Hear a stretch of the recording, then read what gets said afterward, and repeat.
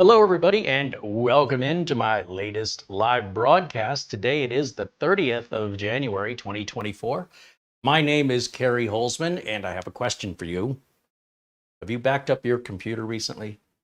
I only ask you because a lot of times people say, I'll do it tomorrow.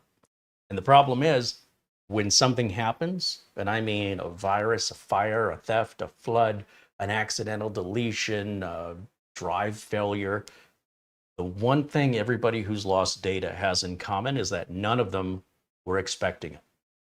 So look, you want to send your drive data recovery and spend thousands of dollars and wait weeks and hope that they get everything back or anything at all? That's your choice. But I'm telling you, just because everything's working fine today doesn't mean it will continue to. Uh, Unexpected things occur, just like car accidents. When we get in the car and we go to somewhere, we're not expecting to get into a car accident. When it happens, it's always unexpected, never planned for, and hopefully you have insurance.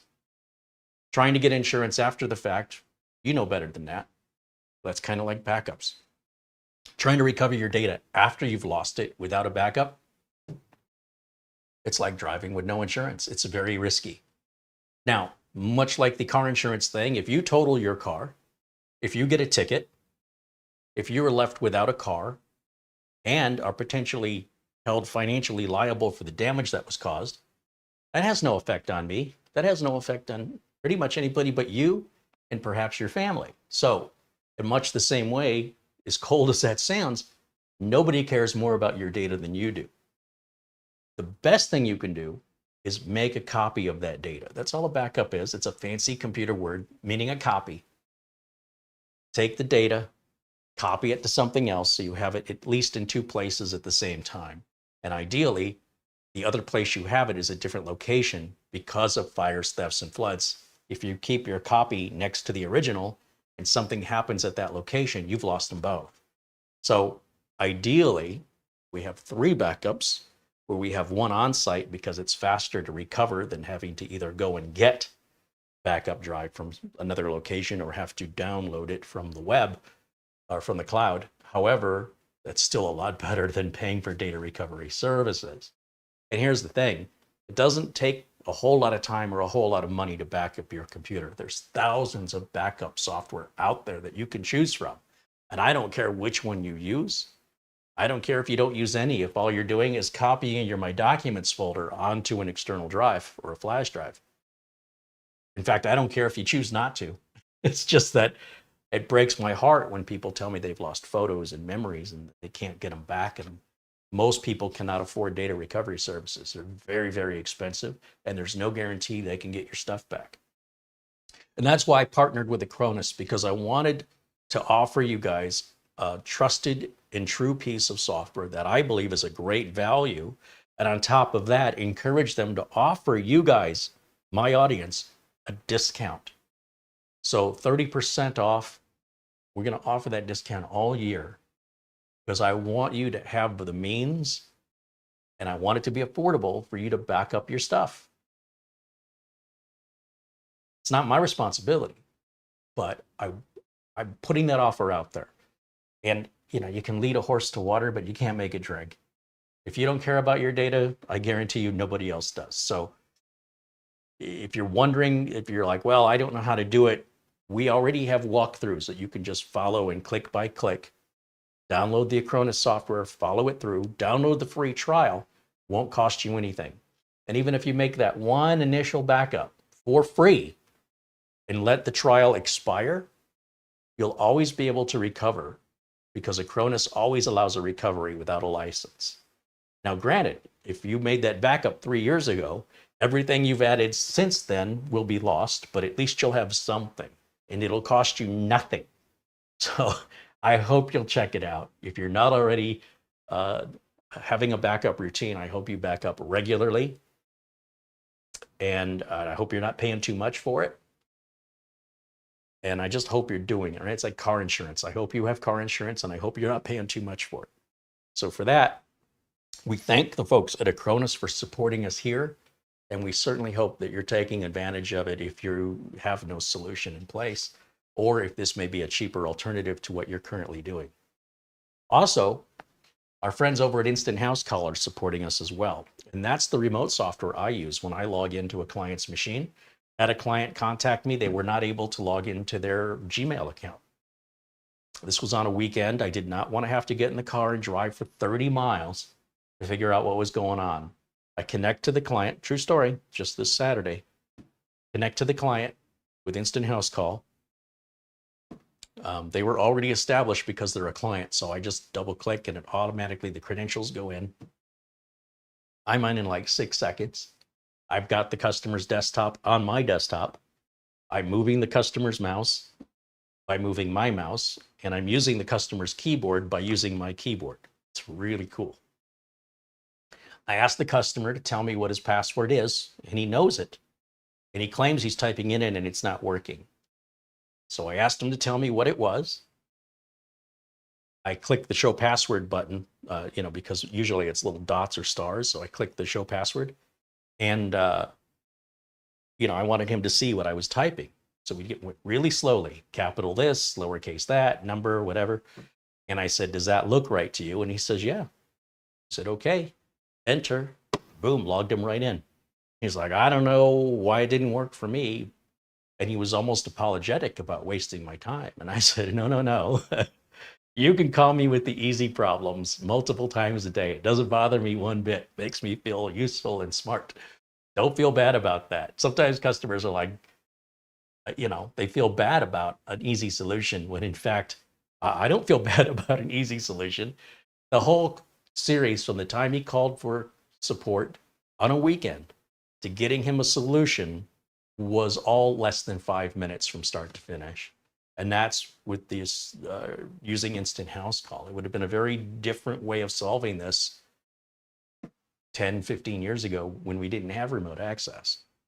That's driving into the car to type in something for the customer. So customer loves it, faster service. I love it because it didn't cost me anything to get in the car, right? And spend money and time and gas and risk getting into an accident, deal with the road construction and road ragers and everything else that's going on here in Phoenix.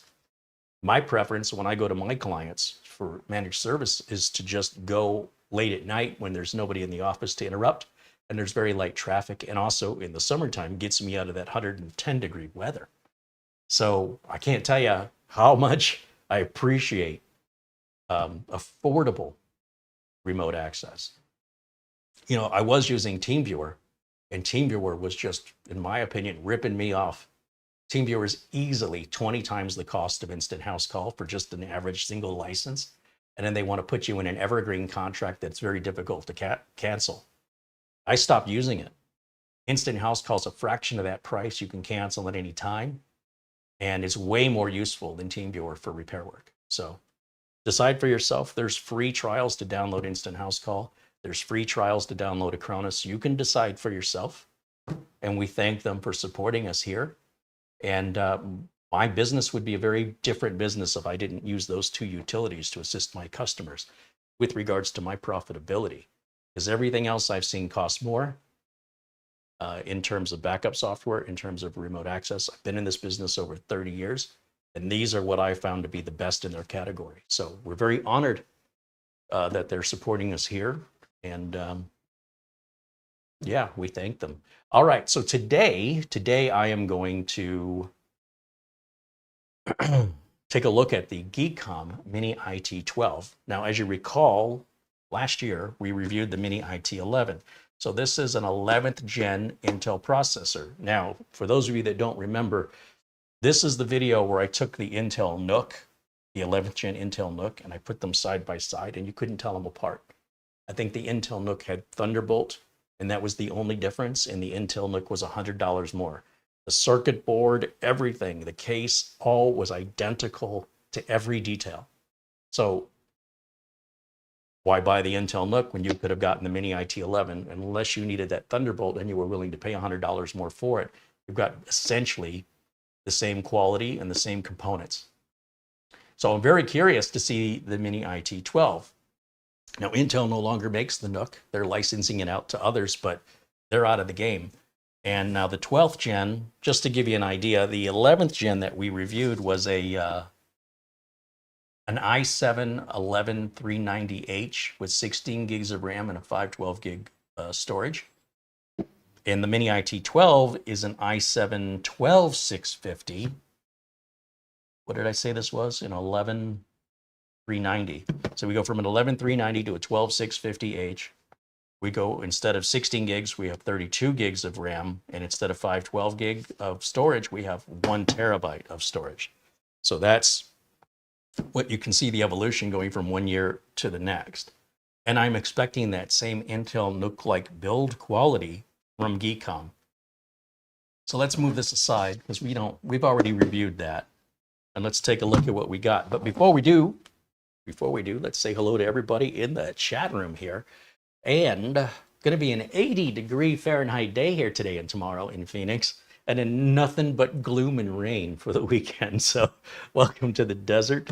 Let's take a look. Ben Laird from Scotland contributes £2 and says hello. Thank you, Ben. Andy Kane with €2 says he's glad to contribute and be a part of this community. Well, we're glad to have you, Andy, and thank you for supporting the channel. Alan Lindos with $7.77 in Super Chat says, it's my early fee, but I would rather do Amazon gift cards with percentages, you know. Yes, as a reminder, anytime, whether you're a member here, paying the monthly membership, or you're contributing via Super Chat, you're giving YouTube 30% of that money. So I only see 30% of what you give, and it takes me 30 to 60 days to even receive it. If you choose to contribute via Amazon gift cards, I get the money within minutes. There is no percentage taken out whatsoever. And I'm likely going to spend the money at Amazon anyway to buy the equipment that I need to make the videos for you guys to share in our enjoyment and discovery of new technology, the latest in technology, whether it's a Ryzen 7 8700G that starts on pre-order tomorrow, or we're looking at unique custom computer builds, which are quite expensive, and then leave me with the burden of trying to sell them afterwards. Or we're looking at just different unique storage, you know, internal, external storage devices, how they compare their costs, and introduce you to tips and tricks here that I've learned in the industry, from driver backups and Windows optimization tips, none of which involves any window utility software. I do not endorse CCleaner or System Mechanic, or if it's a Windows system utility, I pretty much don't endorse it, don't recommend it. Now, I used to back in the Windows XP days, maybe even a little in Windows 7 days. But Microsoft has done a lot of work and added a lot of self-maintenance features to Windows 10. So for Windows 10, I use the Microsoft PC Manager. It's free to download. It's a beta, but it works perfectly. And it just combines all the Windows built-in utilities into one easy-to-use interface. And that replaces all of your system, third-party system maintenance utilities. Strongly recommend embrace the now, give up the past. That's all, unless you're working on older computers, in which case, you know, keep doing that. But at least I won't start using those utilities unless there's an exception where I feel like something like CCleaner might be useful in a cleanup of a really, really bad machine. But for the most part, it's maybe once a year that I see that exception. Anyway, just my thoughts. You do with that what you will. I don't. Again, I'm not making a profit from it either way. So there's no incentive for me to give you information that I don't believe is genuine and helpful, that I don't use myself. I'm paid the same either way. So you may choose to value it, or you may choose to dismiss it. It's entirely up to you. And scroll through, say hello to everybody here. Planet Cryos with a $2 super chat says, what's crack-a-lackin'? Good to see you. Like always, right on, Planet Cryos. Thank you for that. Sam F2000 with $10 in super chat says, thanks for all of your reviews and insight. Well, right on. Thank you for supporting the channel, and thank you for being here. Hello to Blue Greenie and Les Stevenson, Leslie Cavins, and Chris Johnson. There's the man, Michael Dane, joining us, and David Ice. There's Gooden and Pete Tracker 34. Dave Batt says hello. There's our friend Buster. Peter Laycock joining us from Scotland. He says, good morning, Carey, and everyone in the chat. All the best from Bonnie, Scotland. Temperature in Edinburgh, 39 degrees Fahrenheit, or 4 degrees Celsius. You know, we've got a build coming up this Friday. And unfortunately for us, Mitch will be unavailable. He's traveling to Los Angeles for an acting thing. These actors, I'll tell you. Hopefully it doesn't cut up in all the rain. But we've got a very unique build coming up on Friday. And it's all thanks to our friends Oystein, Peter Laycock, Gregory Howard, and Frankie. Did I say Frankie B? Frankie B. I got to go through the names. Frankie B, Oystein, Buster, Gregory Howard. These four gentlemen have been extremely generous recently in their contributions, completely unexpected, unplanned, and have given some Amazon gift cards that I was able to make a purchase that I had no plan on purchasing. So we're going to build a really cool Mini ITX computer that already comes with a power supply and a cooler built into it that are already cable managed and have all the right length of cables. Thanks to these, look, all of your contributions count. I don't want to minimize anybody who's kind enough to support the channel. But I want to emphasize that these four gentlemen have given above and beyond, and I think they deserve recognition for that. So I think we'll have to name this PC after them, and we'll see if one of them actually wants it, because any of these four gentlemen have basically paid for this machine so you guys can enjoy the content. I mean, how cool is that? So we thank them for their extreme generosity, and we would not have had this build without them. So I hope you'll join us this Friday as we take on a whole new build. We've never done anything like this before. It's a Mini ITX, really tall, skinny tower with built-in power supply, built-in cooler, or included. Very unique, and it will be an AMD Ryzen build. PCS Computers Missouri with a $10 super chat says, for the creative coffers, Carey, thanks for the content. It's from Rich. Thank you, Rich. And Thomas Backenstow, our good friend Thomas with a $10 super chat says, for the show and the great people and great show. Hey, you guys make this a great show. As far as I'm concerned, this is a very different experience for me as a creator than just, privately filming and editing and cutting and uploading. I very much enjoy the interaction with you guys, and really don't like to go back to edited videos that are just one way of me talking and you listening. I like to hear back, and I like to hear back instantly, not 10 days later. So for me personally, I get a lot more out of it, and I think you can tell because of how often that I go live. I keep coming back for more because I can't get enough, and I can't thank you guys enough for that. All right, so today we're looking at the Mini IT12. Brand new model, just came out from Geekom. And it's almost like a bluish color here. Let me bring it up to the camera and show you close up what all the ports are. It's pretty much the standard Nook shape that we're familiar with, that we've seen over the years. There's our branding on top, USB 3 ports in the front, Type A with a headphone jack, microphone jack, headset jack, all three there, the 3.5 millimeter audio jack, and of course our power button. On the left, we have a card reader, and I like that it's a full-size card reader. On the other side, we have a Kensington lock port if you want to lock this thing down. On the back, we're using a round barrel-style power jack. We've got USB Type-C that supports DisplayPort out on both sides here. I think those are, this one is a 10 gigabit per second, and this one is a 40. That would make it USB 4, right? So we've got two HDMI ports down at the bottom here. I can find my finger right there. There's an HDMI port. There's another HDMI port. So we're looking at 4 display ports out, or 4 video outs rather. We've got a 2.5 gig LAN adapter along with Wi-Fi and Bluetooth. Another 10 gig per second USB Type A, and a regular USB 2 port right there. So it's pretty well loaded. I'm kind of curious what these indentations are for, if that just pulls up or Sometimes these things have magnetic tops, but this does not appear to be one. To retrieve or to get into the inside of this, you can see we do not have to remove any rubber feet. The screws are just right there, easy to access with an arrow indicating when you put this bottom plate back on, which way goes to the front. Because it's perfectly square, it can be a little confusing to know which of the four directions it could possibly be put back on. And that little arrow helps those of us like myself who aren't paying attention when I take it off. But before we hook this up and look at it, let's take a look at the website and see how they are promoting this. Because a lot of times what I see a lot of reviewers doing these days is simply reading the manufacturer specs out loud and then verifying them. Okay, well, what did you expect was going to happen? Of course, the verification is simply going to confirm what the manufacturer's already said.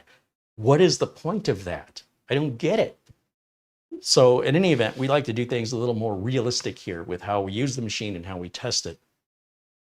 And, running games on it and such, to me, is a waste of time, because how it runs a particular game probably isn't useful to you, because it's likely not a game you play. And even if it was a game you play, it would probably not be under the settings you prefer to play under. So you really have no idea how it's going to play your game. But you know how it plays the games they randomly choose to select when they do their reviews. So, you should have an idea of what to expect based on the manufacturer's specs. I don't think there's going to be any surprises.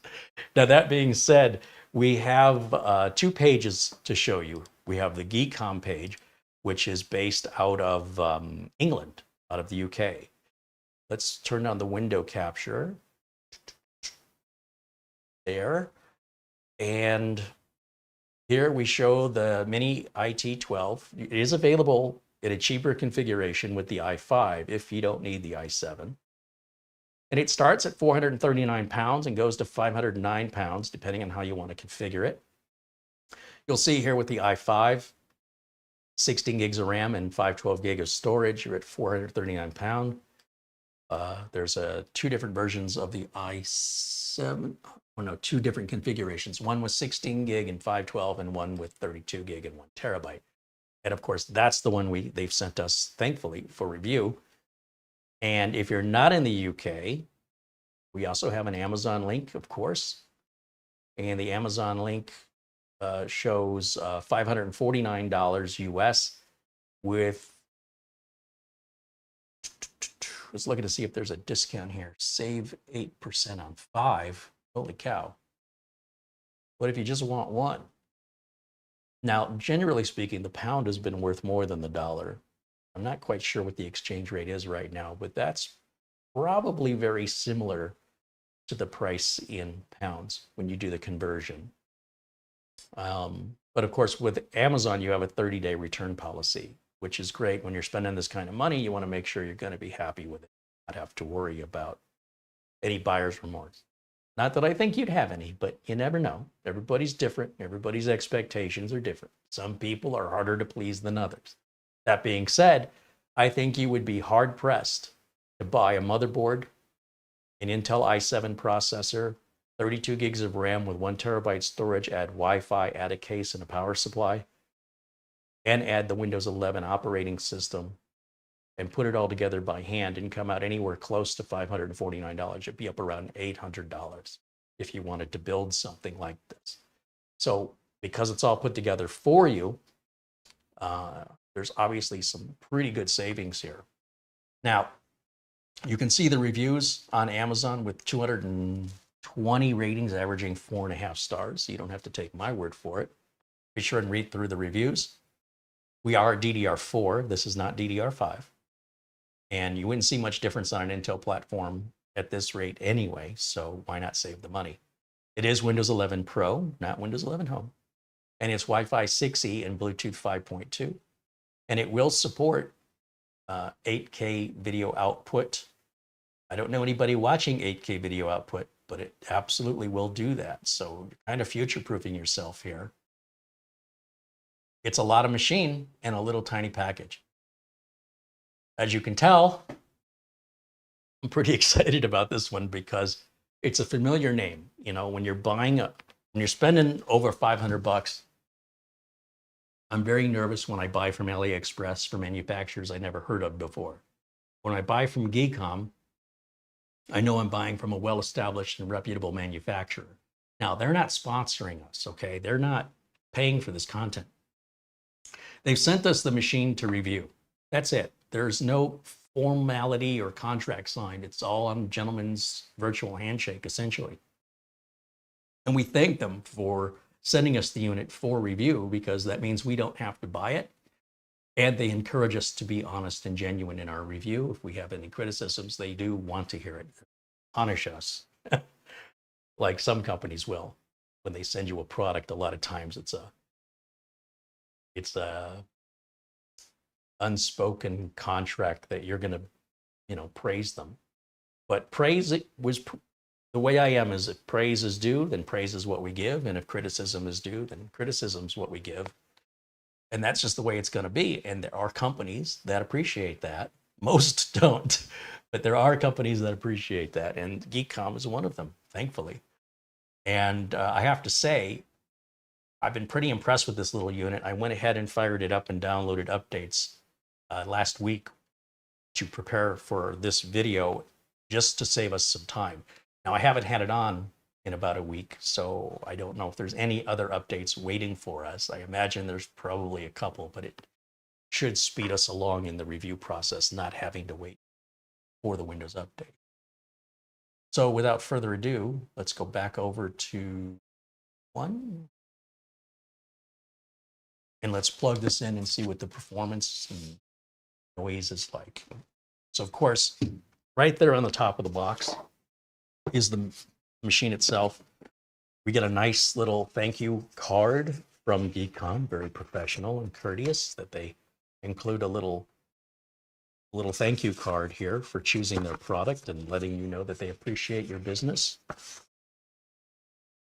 a nice touch, kind of old school. If I can figure out how to get the paper back in the envelope, we can continue on. Too much caffeine. All right. Then down here, we've got some accessories. Now, this was in a little plastic bag, and this also was in a little plastic bag that I have removed. Other than that, it's an emulated unboxing experience. Everything else is still in bags because I didn't need anything else. We've got our power cable. It's a Mickey Mouse style or cloverleaf style power cable. We have an HDMI cable. We have a VESA bracket if you want to. On many computer monitors, there are holes on the back, and they're designed for, holding up a stand, or in this case, you can attach a mini PC. Now, it will make accessing the mini PC quite difficult if you need to plug anything into USB, but it does clear up the desk space and hides the computer. And then finally, the last thing we have in here is some documentation that explains this assembly, as well as how to mount this to the back of a monitor. Hey, you know what? There's no saying you couldn't mount this to the side of a desk or even underneath the desk. It doesn't have to be to the back of a monitor. You'll just have to drill some holes yourself. But that plate makes it all possible. So we got this for documentation, and it's in multiple languages. And Geekom sells in multiple countries. There are different plugs available. Make sure if you're ordering one, you get one with the right plug for your country. And then there's a little bag of screws that's for the VESA mounting plate. VESA is VESA. If you want to Google that, if you've never heard of it and you want to learn more about what that standard is and why it is. So let me go ahead and move all of this aside. And let's get this plugged in and turned on. We'll see what the boot time is. We'll take a look at our specs. We'll see who makes the network interface card. The regular routine. Sometimes the manufacturers leave out information like, is it Gen 3 or Gen 4 M.2 and at what speed? We're going to figure that out. Which network interface card are they using? Intel, Realtek, somebody else? Be nice if the manufacturers provided that information, but it would make reviews even less useful because then we're just repeating what the manufacturer already told us. So in that case, we at least have that purpose behind the review, to disclose information that the manufacturer, for one reason or another, has not disclosed. So that still gives us a purpose and justifies our review.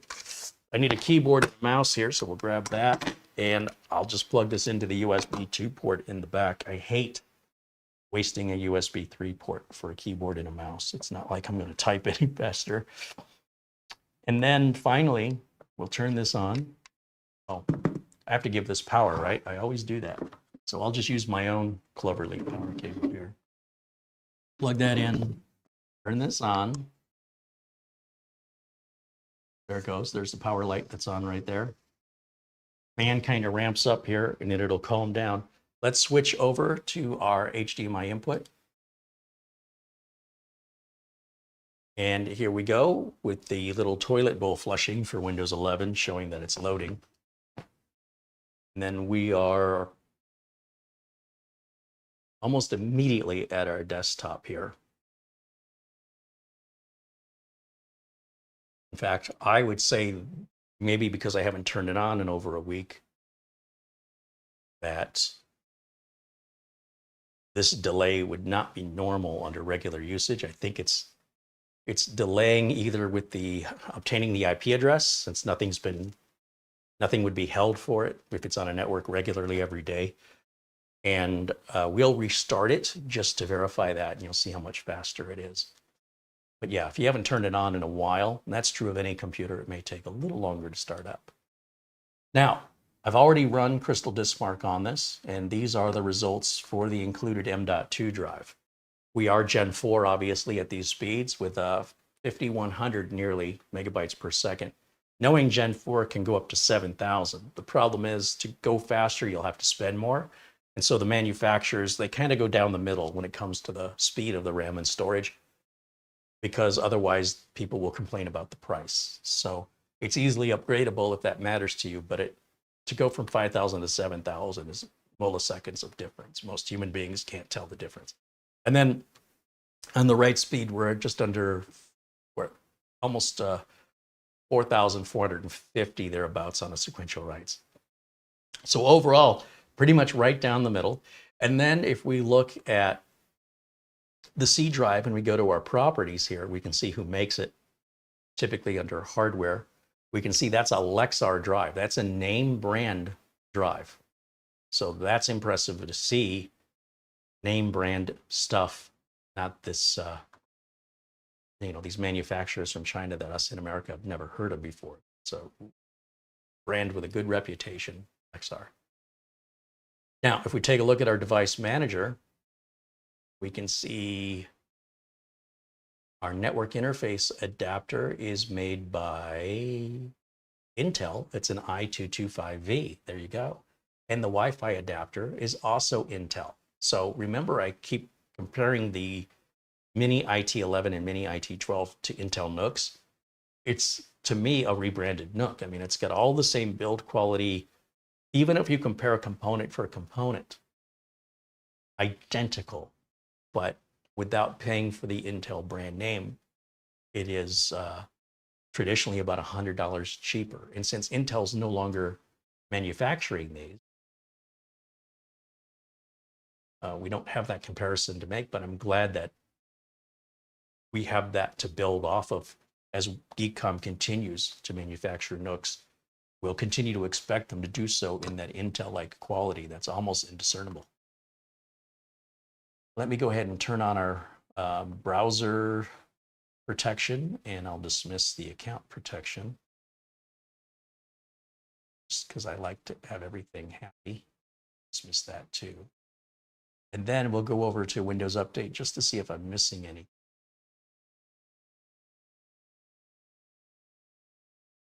Now, I do believe we're on 22H2. Let's see. Yeah, 22H2.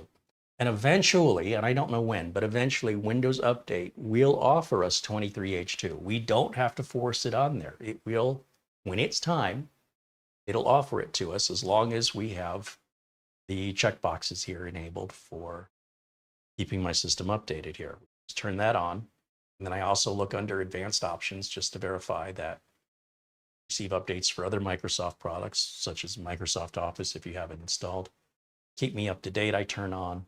And then to notify me when a restart is required, rather than that little tiny symbol in the corner that people don't pay attention to. When I say people, I'm referring to my customers. This will put it bold on the screen. Your computer's ready to restart. Well, good. It doesn't mean you have to restart right that second, but it lets you know that, save whatever you're working on whenever you're ready to and go ahead and do that restart. I still see an exclamation point down here. So something, of course, it wants me to set up OneDrive, which I personally don't use. Now it should be happy. So we'll grab these updates. These are relatively new updates, and that's all I'm missing on here. And then we'll restart. And again, we can take a look at what our boot time is, what our shutdown time is, what our startup time is.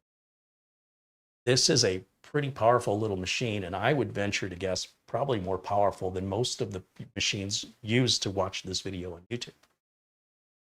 I know there are some of you out there that have some crazy builds, but they're few and far between compared to the masses. And at $550 for the well-spec'd machine, it's extremely affordable. And you're looking at an 8-year build here. There's no reason I can see why this wouldn't last 8 years minimum. The original Intel NUC I built in 2013 using an i3 is still working today. It's just really, really slow because things have become more resource intensive, as they always do. And that's typically why machines need to be replaced, not because they fail, but because they can no longer meet the requirements of modern software, or they do so in a way that tests your patience. That's how you know when it's time to upgrade. And that varies for everybody depending on how patient you are, how important it is to you, and what you use the machine for. But I think 8 years is a good overall general expectation. And most people would probably replace it after 5 to 6 just because you can. And when you compare it to what technology will be available in a mini PC 5 to 6 years from now with all the AI that's going to be introduced, you might find you want to be able to do stuff that this machine won't be able to do with regards to AI processing. Maybe, maybe not. So that's why I say the length of time it will be useful to the end user depends on each end user individually. Let me go back over to camera 1 here. We don't need to stare at this, right? I don't think we need to stare at that. Back over to camera 1. Let's take a look, see if you guys have any questions for me here. Ben Laird says, mini PCs seem great for home use, but could they cope with corporate use? Well, I can tell you, I have 4 clients using mini PCs. Now, we instituted the first Intel NUC at the lawyer's office. They've got 2 of them, and they've been using them now 2 or 3 years.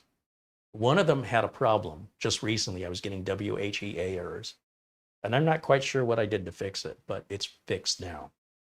That's the only repair they've needed on the NUCs. I have a couple of tax companies. They're each running one, and not a word of complaint since they were installed. So I'm assuming no news is good news. There's a 4th one. Essentially, corporate users are typically much better at computer requirements, taking care of the computer, and not, they're not trying to overclock the computer. They don't have children trying to put marbles in it. You know what I mean? So corporate computers are usually very well maintained by the IT department, and they're not abused typically by the employees. As a result, they tend to work better in a corporate environment than a home environment. If a computer will survive a home environment, which includes, in some homes, they're really nasty, dirty, people don't clean up.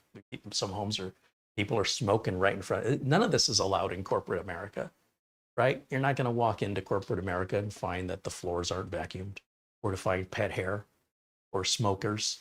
So those computers tend to have an easier life Home computers, they're much more abused. So I think it's safe to say if it will survive a home use, then corporate America is easy. Even small businesses, small companies like lawyers' offices, dentists' offices, accountants, they're all going to have clean offices. There's not going to be pet hair. There's not going to be smoking. All of these things that will kill a computer, dust, debris, uh, things not being maintained, updates not being put in. Those are the things that kill the computer, not the size of it. So there are people that work in corporate America that need more power than this. Those are the specialists, the engineers, the architects. For them, they're still going to want a desktop computer in order to attain that level of power, but they don't make up the majority of employees. The vast majority of employees will do fine with these for sure. And it'll save the company money because these consume less power. They generate less heat. That means for the air conditioning that they're putting in during the summertime, they're spending less on powering these, they're spending less on cooling the office, and they're more or less, for the most part, maintenance free. It's pretty rare. It happens, okay, everything can break, but it's pretty rare. There's really no movable parts in here but the CPU cooling fan. Everything else is solid state. So they're not indestructible, but they're so much better than the computers of yesteryear. I know people are very skeptical of something new, and they want to, say about the flaw here or the flaw there. It's all improved from whatever you're comparing it to. It's all evolved since then. Best way I can tell you is you've got to experience it for yourself if you're skeptical. It's the only way you'll ever be truly satisfied, one way or the other, is to have your own experience. And then tell us, share your experience with us. John Rogers said he's still using an i5-4430 since 2015 without any issues. Yeah, well, if it was an 8-year build, you'd be good until last year, right? So you're on year 9 with that at this point. That's borrowed time. Ellen Linda says WHE errors, possibly a BIOS update. No, you're not going to have a computer running for 18 months with no changes, and then suddenly WHEA errors occur. That would be because of a BIOS update, like something would have to change. So BIOS updates are usually for potential security issues, security risk, or they're for some compatibility to new hardware. But if a machine is just sitting there and you've been using it for weeks or months without issue, and then you start getting errors, that has nothing to do with your BIOS, ever. When you've made a change to the computer, and that change then causes a problem, maybe a BIOS update that solves that. But if you've not changed anything, the BIOS was good yesterday, why would it not be good today? So just food for thought there. WHEA errors are the worst blue screens you can get because they just basically say something went wrong. Well, thanks for the help. Great. Could it be the power supply? It could be. Could it be the software? It could be. Could it be a driver? It could be. Could it be storage? Could it be corruption? Could be. Could it be something's wrong with the storage? Physically? Could be. Could it be the RAM? Could be. Could it be? Yes, it could. So those are, and because they don't typically happen, at least in this case, with any regularity, they just kind of happen when they happen. And they were starting to happen 3 times a day. It started once every 3 days and started to escalate to 3 times a day, which is good for me as a tech because the more often it happens, the more likely I'll see it happen. It's hard to fix something if I can't see the problem, and it's hard to know if I fixed it if I have to wait days on end to determine if it's fixed. And if the customer's 30 miles away each direction, right? 30 miles to get there, 30 miles back. Every time I make a change that doesn't work, it's back in the car, back and forth, part by part. Sometimes it's just easier to just swap the machine out for another machine because they have to get back to work. They can't wait for this. And then I take the old machine, put it here on the bench, and I play with it here and get it figured out. And I will figure it out. Once it's figured out, it gets put onto a a shelving unit that I've got here, or any other customers that have that unit, should something happen, I've got a spare. And that'll stay a spare until that machine is replaced, just in case something like this happens again. We'll swap it back around. And that's how I keep businesses up. We always swap things out as much as possible because that's an in and out job. It's a one trip for me. They're back in business, and then I can take my time to resolve it here without any pressure. And I don't have to work on it right away. I could put it on a shelf, deal with it next month, whatever. But I will fix it and I'll have it as extra. So with home users, it's a different situation, but those WHEA errors, oof, those are the worst errors. I cringe when a customer calls me. And it doesn't happen often, but they get that blue screen. I'm like, take a picture of that for me with your phone and message me. And then I see right down in there WHEA. I'm like, oh, not the WHEA. That's the one error we've had so far with any of the mini PCs in place so far. Give it enough time and put enough out there, and you're going to see some coming back with problems. That's inevitable. However, we also have had problems, very rarely, with the desktops. So I wouldn't say that they're any more or less, if anything, they're less prone to errors. But I also have less of them in the field. So it's hard to kind of judge compared to the desktop. So I've got 60, 70 desktops out in the field, and we get about one repair a year out of those. So, you know, percentage wise, the desktops I'm building are very, very reliable, but in businesses, we'll start to replace them when they're 5 years old. We don't keep them to 8 in businesses, not usually. It's up to the business, of course, but I will start advising planning for an upgrade until an upgrade is absolutely required. When you plan for it, you know, you can shop around for the best price and decide to do it on a weekend where it's not interfering with productivity. If you wait until the machine fails, well, now you have to deal with it right then at whatever the prices are, with employees who are on the clock who can't work, or they have to temporarily move the employee to another workstation, lose productivity. So it's already costing the company money, much more so than if we planned it out and controlled it. So we can be proactive or we can be reactive. And of course, that's up to the company owner. I need to check my email. Okay, well, let's check it, see what's going on. Oh, we've received some Amazon gift cards. Another very generous contribution from our good friend, Frankie B. Sends an Amazon gift card.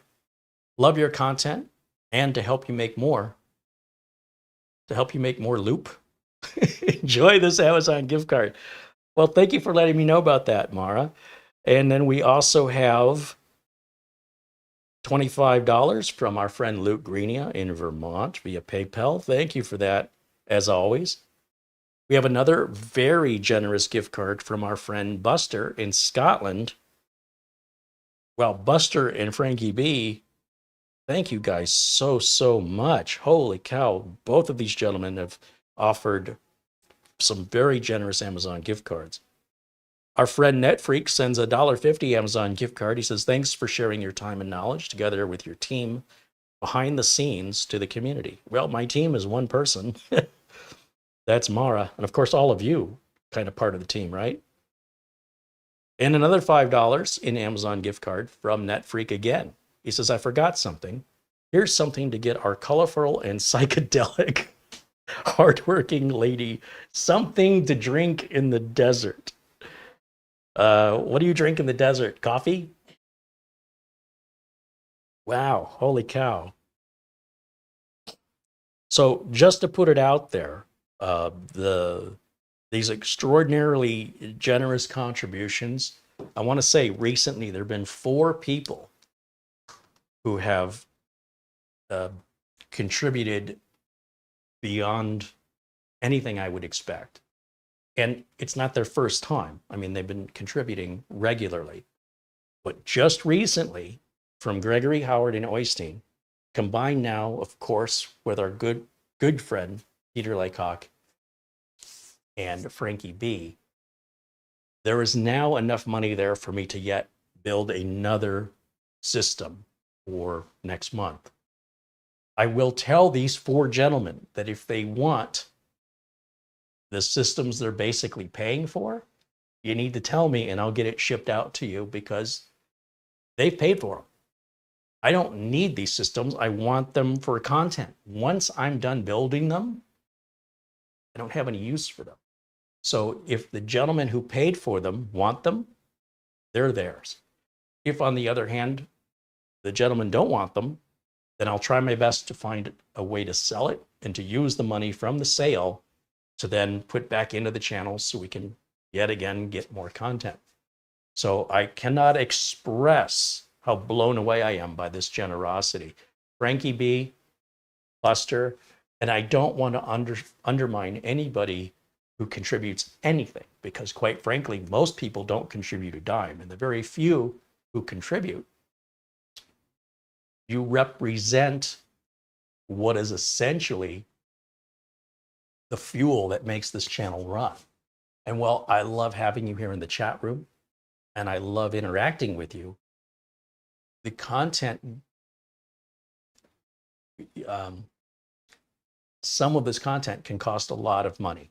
And I do my best to try and stretch that money out, you know, to not just buy one big thing, but rather to try and buy 3 or 4 littler things, if you will.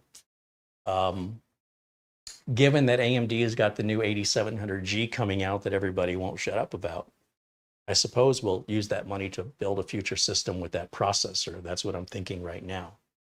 But I want you to know, first of all, how generous these folks are and that their impact on this channel is incredible. There's a good half of this content that I make that is almost solely paid for by these gentlemen. It's incredible.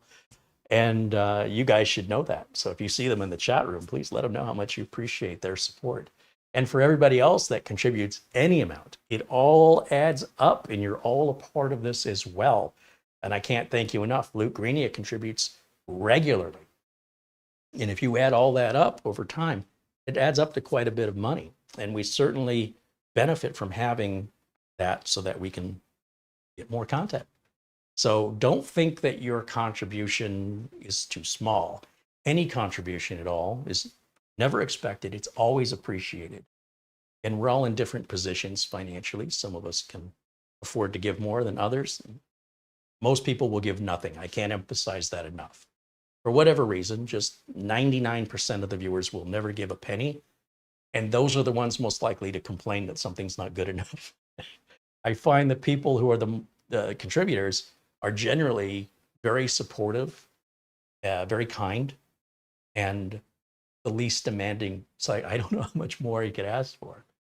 You'd think it would be the other way around. If I gave somebody some money, I'd say, hey, now you need to do something for me. Not for everybody else, for me. And if I'm getting it for free and I'm not giving anything in return, I'd be really appreciative and say, hey, thank you. But it seems like it's the other way around. It's like the people who are the most generous are the easiest to please. It's weird, but we absolutely thank you guys. I can't shut up about it because I'm just blown away by that generosity, especially since they both just contributed similar amounts just a few days ago. So holy cow. Once again, because of them, we are doing a video build this Friday that was not planned. I'm expecting to get the case in tomorrow. And assuming I get that in on time, I have everything else. I think I have everything else to do the complete build on Friday. So that was a last minute thing. An opportunity knocked and I answered. And now with these contributions, it's time to go shopping once again. And I think I'll have to wait till, like I say, pre-orders on the 8700G will start tomorrow. Can't remember when the processor's released. And we'll see if we can't be one of the first channels, you know, to actually buy one versus the channels that get the review units. We have no relationship with Intel or AMD. We never get free stuff from them. Never, ever. Big companies like Samsung, Logitech, they don't talk to us. So if you see any of those products, you can rest assured we paid for them. And we meaning the community at large. And You guys make this channel what it is. That's the bottom line. Couldn't do it without your help. Now, back over to the chat room here.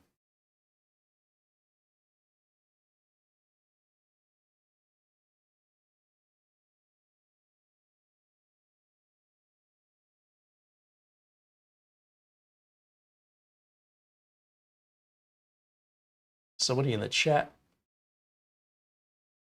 Amazon gift card. What was that? What is that? Is that a link to people to get an Amazon gift card? Okay, because it looked like it was from me. So you did that. Okay.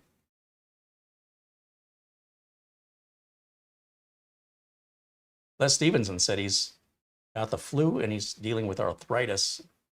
But thanks for your time. Wonderful review. Catch you next live. Hey, I hope you feel better, Les. Thank you for hanging out with us.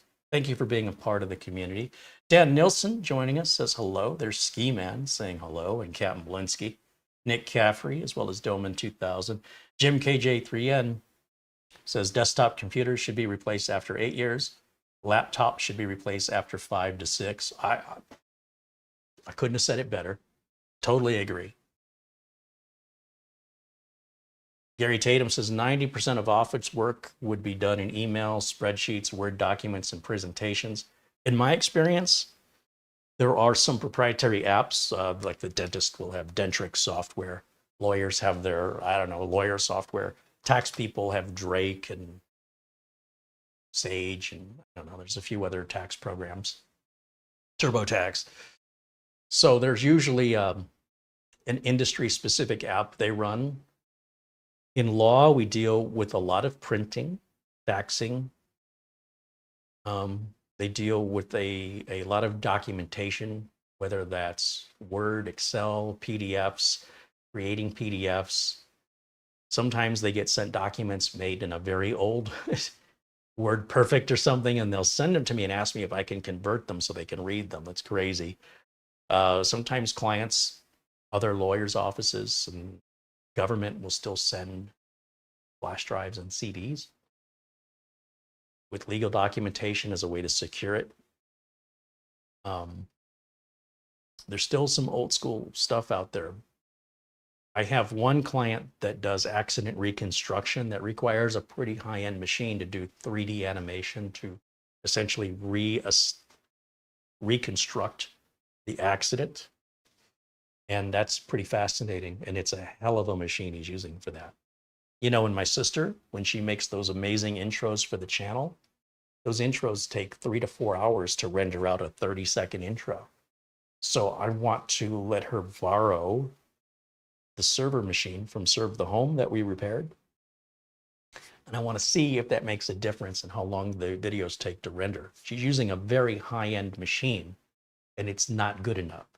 So I am very curious if a 0.5 terabyte of RAM and 128 cores with a 3090 Founders Edition will actually improve that speed. And if so, then we will likely get a lot more intros, because it's very discouraging for her to spend the time to create it. And then when she renders it, she's got to wait 2-3 hours so she can play back that 30 seconds. And if it's not right, she gets to start over again. So if we can get more instantaneous results, that would encourage her to get through that faster, and then in theory, have more time to do more. So we'll be putting her to work soon. And she's also still maintaining the merch shop over at careyholzman.com. So if you're interested in case badges, if you want to pick up the mouse pads, all the shipping and tax, everything's included. She handles the payment. She handles the shipping and packaging of the product. Everything is done by her. So that's at careyholzman.com. It's a great way to support the channel and keep her busy. That's all I'm saying. That's just a little something she does outside of her regular job, but she gets right on. There's not much wait time. If you order anything, she'll ship it right out worldwide. I have to check my phone again, she says.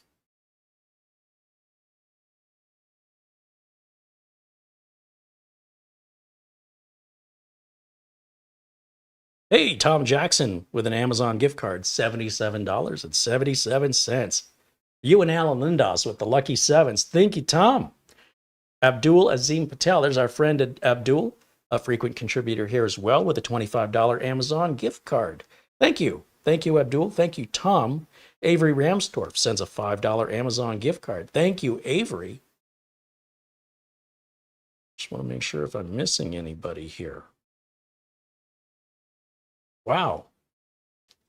We don't normally see contributions like this on a Tuesday. That's usually I've noticed like trends like Fridays or end of the month, beginning of the month. Well, I guess it is the end of it. Anyway, I can't make rhyme or reason of it, but you're certainly expressing a lot of generosity today, and I can't tell you how much I appreciate it. And that I'll be looking on Amazon, and don't be shy to tell me if there's things you're interested in seeing, such as routers, more external drives, other mini PCs, more desktop builds. Go ahead and let me know what you'd like to see. And if it's something I want to do and we can afford to do it, well, we certainly appreciate the feedback. Otherwise, I'll continue to look through my wish list and see what we can afford. Whether we're doing more NASs or other builds, I don't know. I'm running out of room to place the builds. Really need to focus on getting some of these sold. I do prefer to sell them locally. It's cheaper because there's no shipping. There's no worry of damage because of shipping. And it's a lot easier to support them if there's any problem with folks being local. But we do ship these computers within the US. And if you're interested in anything you've seen, reach out to the email address that's in the About page of our YouTube channel, and we can work out privately. Let us know what your budget is and what you're looking for. And if we have something that'll fit, be happy, more than happy to work with you. And you can have a piece of the channel at home, which is pretty awesome. Steve H. with a $10 super chat says, I finally got a break to watch you live. Thanks for sharing your skills and experience. Well, thanks, Steve. Thank you for supporting the channel. Thanks for hanging out with us. Paul Connolly is interested in routers. It's been a while since we've touched on routers, and that's primarily because there hasn't been a whole lot yet. Netgear has this Wi-Fi 7 router. It's like a tube. In the reviews on it that I've seen, people hate it. Now, I've been very happy with the TP-Link router that I've got here, and other routers that I'm seeing that are really inexpensive, they don't compare to it. But I have been poking around a little bit at this Reyee brand, Reyee. And I was looking last night to see what other reviewers are saying. And every single reviewer is somebody I've never heard of, some little tiny channel. And I'm like, who are these people? And they're like, oh, this is a great router. This is the best router I ever used. I can't tell if they're paid shills or if they're genuine content creators. But I was looking for somebody popular, and I haven't seen anybody popular. Doesn't mean it's not out there. I just didn't see it. Reviewing these Reyee routers. So that makes me even more skeptical. I'm not quite sure if that's something I want to introduce you guys to, if it turns out that there's better value from Netgear or TP-Link or, one of the better known brands. On the other hand, maybe it's really, really good, and I'm doing you a disservice by not reviewing it. So again, I was looking at that last night just as a little variety, but once again, I have no use for it because even then, the best Reyee router doesn't even compare to the TP-Link. There are just not enough Wi-Fi 7 routers out there yet. And I would very much like to see some alternatives to the TP-Link. In fact, TP-Link's got this gaming Wi-Fi 7 router that looks like it looks like a ship from Star Wars. As far as I can tell, it hasn't been released yet. Let's see if I can show it to you. Because that one would be conceivably interchangeable. That's similar to what I have with a completely different design. I'm not quite sure it's going to benefit me to have it, apart from aesthetically. And it's expensive, of course, because it's a brand new, latest tech. But let's take a look over at TP-Link's website. And we'll go over here to share the screen with you. Let's go to see. Routers.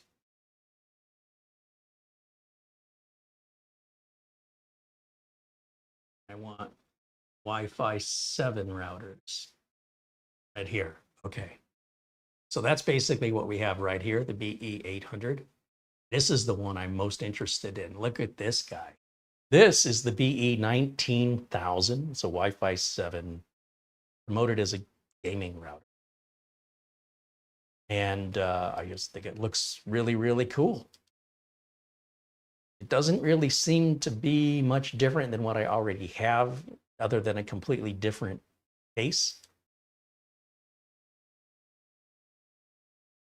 And as far as I can tell, it's not available for sale yet. They've been promoting this over a year now, and it's still not out. So the Archer GE800 is exactly what we would be searching for. And Best Buy seems to have some sort of relationship with TP-Link. So Best Buy seems to carry the products even before Amazon does.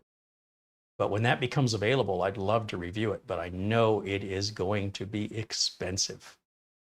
That is a flagship, top of the line, RGB, 10 gig ports. And if it works half as good as it looks,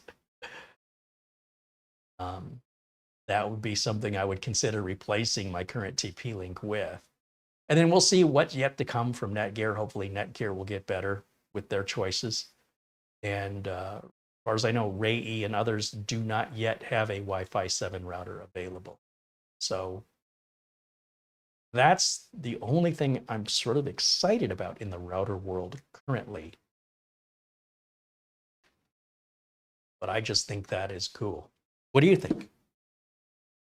Honestly? Yeah, honestly. Not your favorite, but look at the RGB. Did you see it with, look at that. Look at that. Like a Cylon. Or what about that? Actually, that may not be RGB. That may just be X-ray of where the antennas are. But if that is RGB, that'd be cool. You're saying RGB is cool, and well, I usually like it. For you to even mention that you like that on there. On a router, it's one thing. To have to do the cable management on a PC. RGB necessary on? So that. Why is RGB necessary on anything? I like RGB on my, but on a router, I just back. You don't you looking at it. So RGB on a router to me, completely. Maybe you don't look at it because there's nothing to look at. If there's a display screen, I might. That's what I'm saying. You had a router that had a display screen. In fact, you had two. Well, there you go. But it didn't have RGB, and I didn't care. What is a display screen if not RGB? I just teasing you. Hey, look, it's all good. You show me a Wi-Fi 7 router that not from Netgear and not from TP-Link. Show me one. I think there's a Wi-Fi 7 Eero mesh. Ooh, it's expensive and there's not much delay. It's just a little round nothing. Well, and it might perform really, really well, but it's really expensive. So Wi-Fi 7 just got certified. So we should start seeing throughout 2024 some offerings, as well as some more budget offerings. Not everything Wi-Fi 7 has to be 12 streams and, excessive.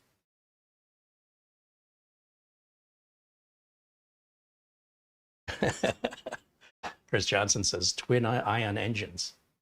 That's a TIE fighter. TIE.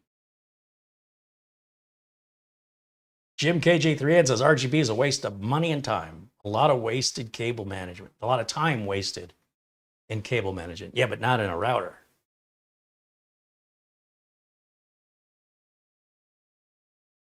Of course, if you have a router in a bedroom and the RGB keeps you up at night. On the other hand, if you're in a bedroom with a nightlight, you could replace the nightlight.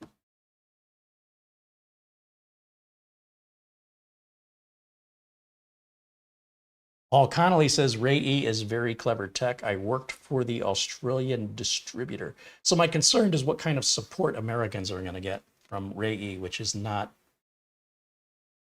They're not based here. I'm not sure where they're based out of. They're certainly not based out of Australia. Is there a coaxial version of the Wi-Fi 7 TP-Link? They are not modems, Andy. These are routers. If it has a coaxial link, then that would be a modem that you're looking for, just so you know. And Netgear does make some modem router combos, but I don't believe. Does TP-Link make a router? I'm sorry, does TP-Link make a cable modem? They might. But as far as I know, they don't have a cable modem router combined, and certainly not in Wi-Fi 7. But yeah, let's not confuse modems and routers. Two very different things. Sometimes they converge them. And the problem with convergence is if one breaks, they're both broken. So I much prefer to have those two things separate.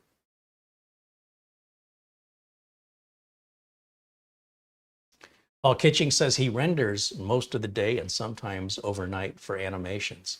The PC's rendering now, and I have Photoshop running as well. Yeah, see, there's not enough people doing what you're doing, right, to justify any promoting that as being great for animation, because you're essentially talking to a very small portion of the audience. However, it is some portion of the audience, right? But they're obviously not appealing to the minority. They want to appeal to the majority. And when you get into that 3D animation stuff, cost and everything goes up because it's pretty intense CPU work and GPU. And in sometimes it's very important work. Like I say, that accident reconstruction can make the difference in a court case to find in your favor. The jury can visualize what happened and who's at fault. It can very much make that clearer. So in many cases, whatever it costs you to make that may be a very tiny percentage of the amount of rewards you get if you win the case, right? So in business, these are relatively small investments compared to home users, where it would be a very large investment by perspective. Now, I wanted to show you the boot time on this. I think the updates are probably long done. We've been off on several tangents here. So let me get back to looking at this. Oh, are you kidding me? It's still doing an update. I want you to keep in mind, my internet connection here is very slow. So this update here is likely taking a long time because of my internet connection. I'm going to go ahead and restart it right now and let it process the updates. And we'll come back and test our boot times. But we'll let it go ahead and do that. And we'll come back to that in a minute.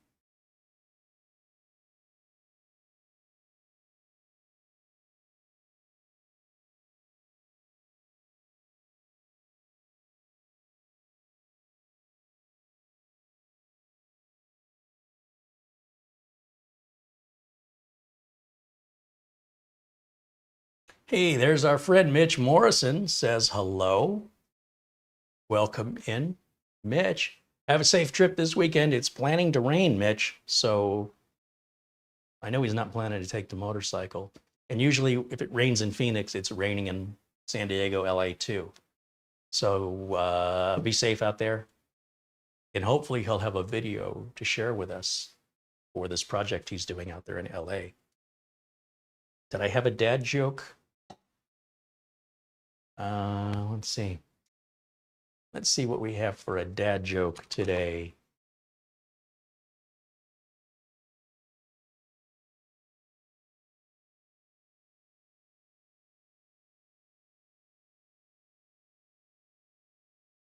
I feel that people these days are just too judgmental. I can tell that just by looking at them.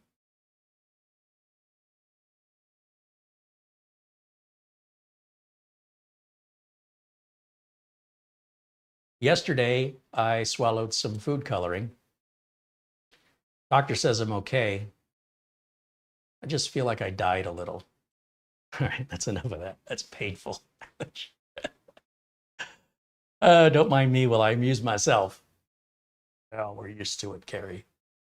I need to replace my Coca-Cola with perhaps something with no caffeine. Let me go grab a Gatorade here. And then we'll also check on our computer reboot process. How are we? Oops, wrong one. See how we're doing. Still doing updates. All right. Well, it's a good thing I did all the previous updates, or imagine how much longer we'd be here, right? Now, sometimes these Windows updates, no matter how powerful your machine is, they can take a while. And I'll tell you, I have some pretty high-end machines that will sit there and just chug away at some of these, like cumulative updates can take a while. I don't know that there's any way around that other than maybe do the updates at night when you're sleeping. There doesn't seem to be a machine on Earth that can process those lightning quick. They are what they are. And then when you combine that with my slow internet connection here at Studio B, well, it's the reason why I did those updates off camera. And what I should have done is I should have plugged this in last night and did these updates so we didn't have to do this right now. But I didn't. So here we are. But it could have been worse. That's all I'm saying. It could have been worse. Because normally when I do the updates on these, I'm not standing here biding my time at the camera. I'm in the other room doing some other work, because when this is done with the updates, it can wait for me. That's the way technology is supposed to work. It's supposed to wait on me. I'm not supposed to wait on it. Just saying.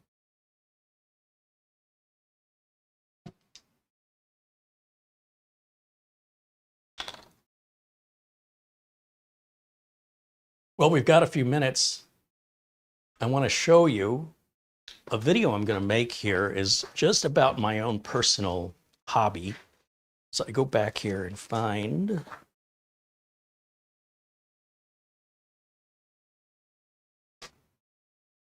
this little guy right here. This, they sell these on AliExpress, eBay, and even on Amazon. What this is a bunch of arcade games from the 1980s. Now, in this one in particular, there's a lot of games on here I've never heard of from Japan. But it also has a lot of classics: Pac-Man, Dig Dug, Centipede, Elevator Action, maybe Astro Blaster, Sinistar, Bosconian. Maybe not all of those on this one. There's Joust and Robotron. And look, if you spent time in the arcades in the 1980s the way I did, well, it cost an arm and a leg. And if you wanted to buy those arcades today, those machines run anywhere from $1,200 to $6,000, depending on how many were made. So, that's why I have the little ones. But those are few and far between. They don't make many of those. And there's only about 15 games they've done so far. And 7 of those are games I never played. So I don't have much interest in Teenage Mutant Ninja Turtles. What I do want is Gyrus and Gorf and maybe Tron. Anyway, this even has Star Wars on it. Remember the vector game Star Wars? And this uses what's called a JAMA board connection. So that way, remember what I said about MAME. What I don't like about it is using the keyboard and the mouse to control. When we played video games, we stood up primarily, and then we used the controller that was with the game. And the controller made all the difference. Tempest game had a very bizarre controller that no other video game had. Battlezone had a controller like no other video game had. Marble Madness had the most amazing sound of any video game at the time. The first, I think, 16-bit sound arcade game. Incredible to experience that. Astro Blaster had a voice that was intelligible. Like, it didn't sound like Berserk, where it was all distorted. It was very clear.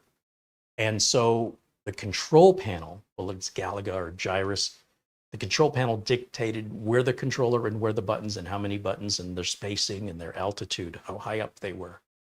That was a major part of playing the game. So to put it sit at a desk and to put it on MAME gets you a replication of the game, most certainly, but not the playability. It's very different. So what I was able to do was to build my own controller. You can buy the buttons, you could buy a trackball, whatever you want to add. You can add as many buttons or as few buttons as you want. Player 1, 1 player, 2 player. There's even a coin bucket you can buy. You can buy a coin door. You can take an old non-working arcade game and take its guts out and simply replace all the guts with one of these. and take the control board and convert it into a JAMA connector, which is just splicing wires. It's very simple. Hook it up to power. This just uses a typical power supply from a computer's a Molex connector. And they even sell a little adapter. So if you don't want to use a computer power supply, you can use what looks like an adapter like this, and it just outputs to a single Molex connector specifically to power these boards. So these boards are available with different amounts of games, whether they're 60 in one, 19 in one, 138 in one, 750 in one, 3016 in one, 5000 in one. That means there's 5,000 video games on one of these. I've got a 3019 in one coming, and it's a little miniature computer. It's much more powerful than these. But sometimes the emulation on these, depending on the game, it also depends on the manufacturer. Some do a better job than others. A lot of these will say not for export outside of Japan. Don't tell anybody. And, there's also like NES emulators and things like that. But for me, I wanted the actual arcade game experience. And they're usually under $100, very affordable. And these are games you will never win. They're games, well, you're not likely going to win them.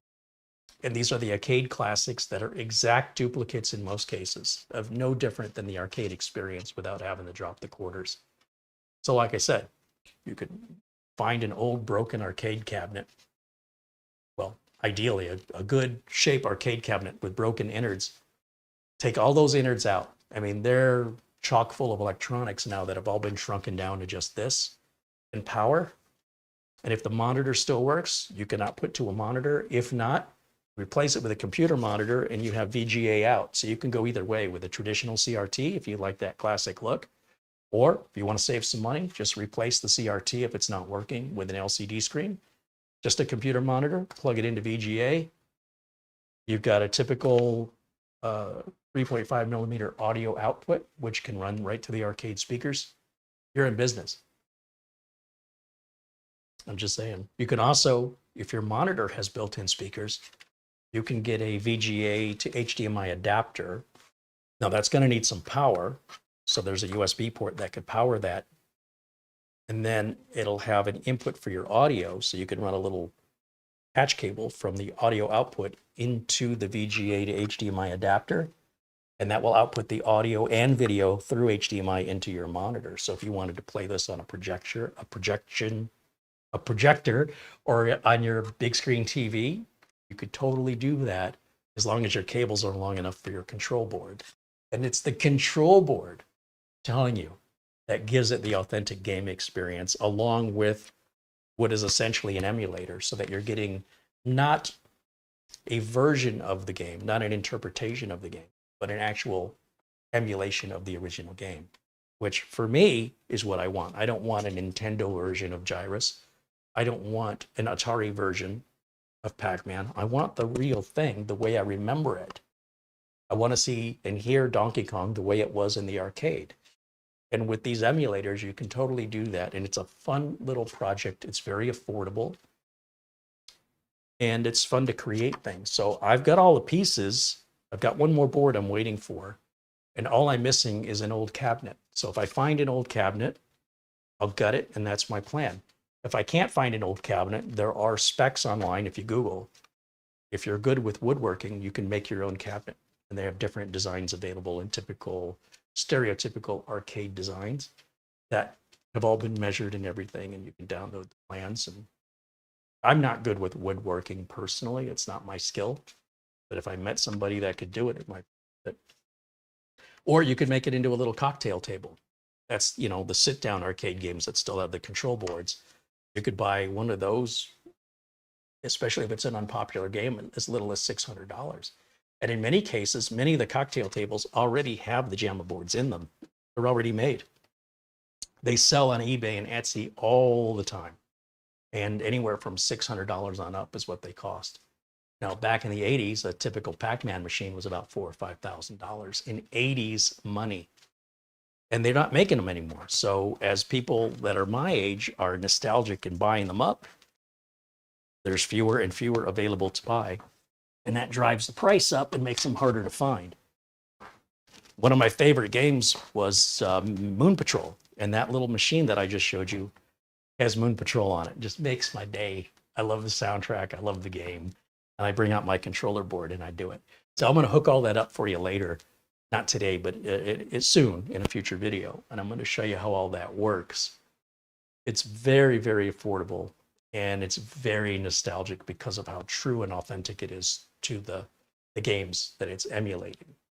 And the licensing on it's very questionable. There's really no enforcement on it. So, you know, it's not like I'm charging people to play. I'm not earning any profit from it. So I don't feel like I'm the sellers of the machines are the ones that have to worry about the licensing.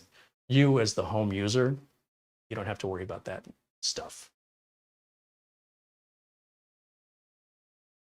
Andy Kane renews membership, now a member for 5 months. He says, I've got a long way to get to 20 months. You say that now, but man, time flies when you're having fun. Raj D renews support, now a member for 10 months. Thank you, Raj.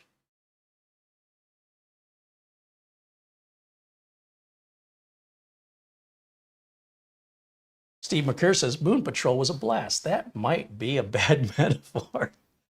I love the soundtrack. That was a great soundtrack.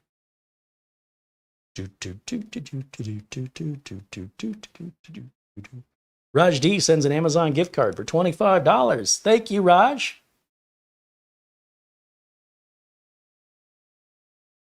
$25 from, I'm going to guess, Douglas Burchell. Thank you for all that you and Marlena do. I just wanted to send a little something to show how we all care. Well, thank you. That's very kind of you. Again. Yeah, I told him thank you, and now I know his secret name. Oh, I was a little confused by the first name, but I recognized the last name. And maybe there were two Burchells watching. I don't know. But like I said, these contributions are never expected. They're always appreciated. They're always put back into the channel. It doesn't go to my personal benefit other than my benefit of getting to make more content, which I can't tell. I really enjoy doing this. So thank you for letting me continue and to create more variety. That's the important thing that we have. We're not doing the same thing over and over and over again. I do anticipate doing less and less of the builds only because they're so expensive. They do tend to feel repetitive, and they're hard for me to sell afterwards, quite frankly, and I don't like selling them. I'm not a good salesman, and I don't want to deal with support issues. Now, I did find a gentleman here locally that's interested in buying the machines, but even he needs time to sell them. So he's bought a lot of the older stuff that I have, and hopefully he'll sell that and make some good profit so he can turn around and use that profit to buy some more stuff from me. And when he sells it, nobody knows I made it. I don't have to do the cable management. He'll do it. He can put a video card in it if he wants to, and then he can find the buyer, and then he can support that without me having any attachment to it. So because of that, you know, I make him a really good deal, knowing that when I sell it to him, he's not going to come back and, you know, cost me money and support or, you know, change his mind. And, you know, basically once it's sold to him, it's gone for good. So that's what I need. I need somebody that can keep moving this stuff for me so I can focus on doing this. And until I can get caught up, I need to slow down on the builds. Like I said, they're expensive and I'm getting myself boxed in. We do have some more mini PCs to give away to veterans, however, and we will get back to that very soon. We still have about 15 or 20 of those to do. So that's just more PCs I have to get rid of here. And there's still Windows 10, right? And we want to be able to have people benefit from that while Windows 10 support exists. We've got another year and a half. So there's still some good legs left on those.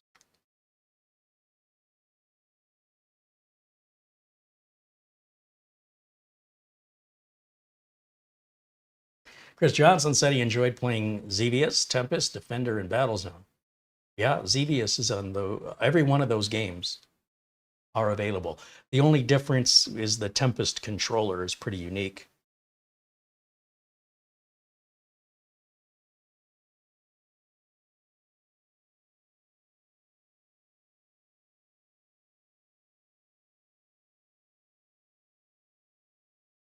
let me see how we're doing here. Did this finish?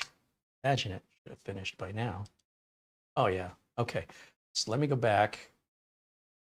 Let's go full screen here. And here's what I'm going to do. I'm going to shut it down. I just want to see how long it takes to shut down. Ready? Go.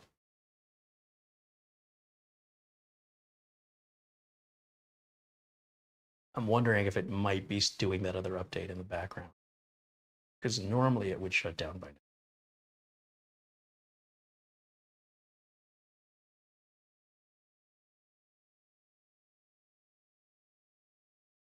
This might not have been a fair test. I really should have checked. All right, so it's finally powered off. Let's power it on and see how long it takes to boot. Find the power button. Okay, 3, 2, 1, power on. Go.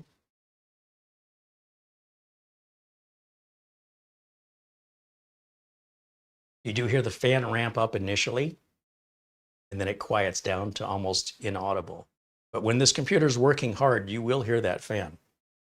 It's definitely not that loud, but it's certainly noticeable. Most of the time, under normal usage, you're not going to hear it at all. That was a pretty quick boot up time, I think. And then if we look one more time at our Windows updates, because as long as we have an update waiting, it's going to try and grab it in the background. And while it does that, it's going to slow down our ability to shut down. So I don't think that shutdown time was normal. So we'll let that grab that last update. And then, of course, if anybody has any questions for us with regards to anything about the specifications or capabilities of this machine, please ask in the chat room right now. If you're watching the video after it's aired live, leave your question in the comments and I'll do my best to provide an answer. Or if some other viewer knows the answer, feel free to respond to them, of course.